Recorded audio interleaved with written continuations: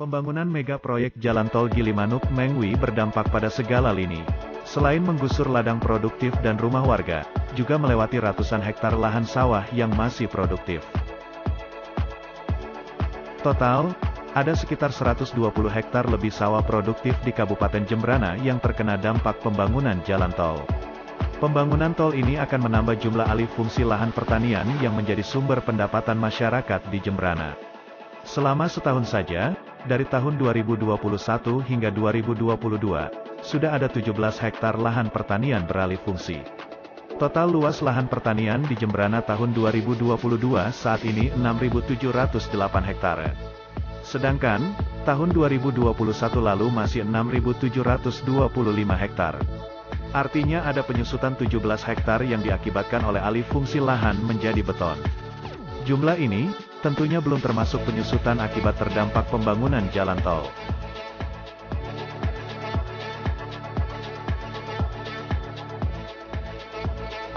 Lalu yang menjadi pertanyaan, bagaimana ganti untung lahan pertanian sawah dan kebun dilintasi jalur jalan tol?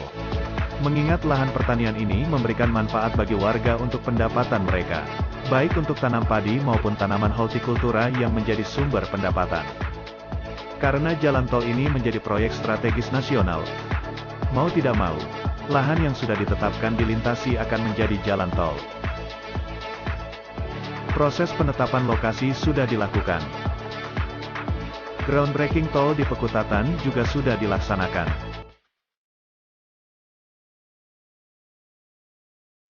Warga yang beberapa waktu lalu mendapatkan sosialisasi, masih tetap menunggu keputusan ganti untung. Sebab, saat sosialisasi sebelum penlok, hanya disampaikan terkait lahan yang terkena jalan tol. Tidak spesifik berapa nilai yang mereka dapatkan untuk ganti lahan atau rumah mereka. Termasuk lahan pertanian. Berkaca pada daerah lain di luar Bali yang juga terkena jalan tol, ganti atas lahan mereka disebutkan lebih tinggi dari harga normal. Harapan masyarakat khususnya yang lahannya terkena jalur jalan tol ini, agar ada kepastian. Termasuk sawah-sawah lahan pertanian yang terkena jalur. Selama ini, dari lahan pertanian tersebut, memberikan penghasilan kepada warga.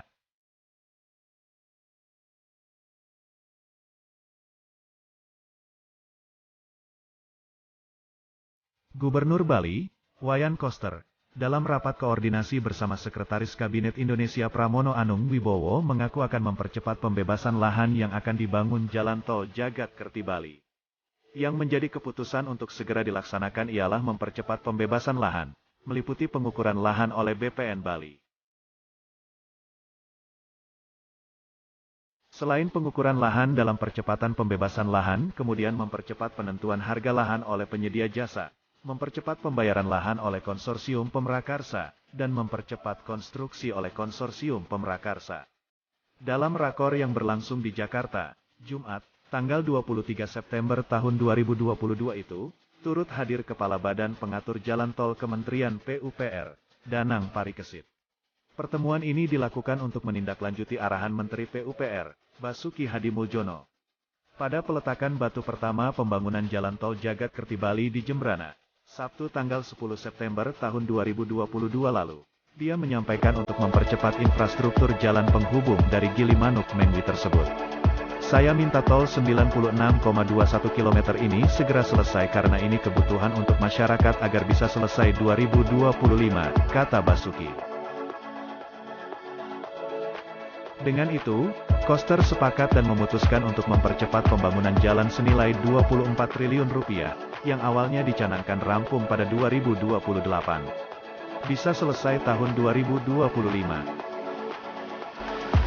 Lalu bagaimana dengan nilai kompensasi ganti untung lahan yang terkena jalan tol? Dengan nilai mencapai puluhan triliun, tentunya dapat terbayangkan. Nah, untuk kepastiannya masih menunggu tim yang melakukan pengukuran.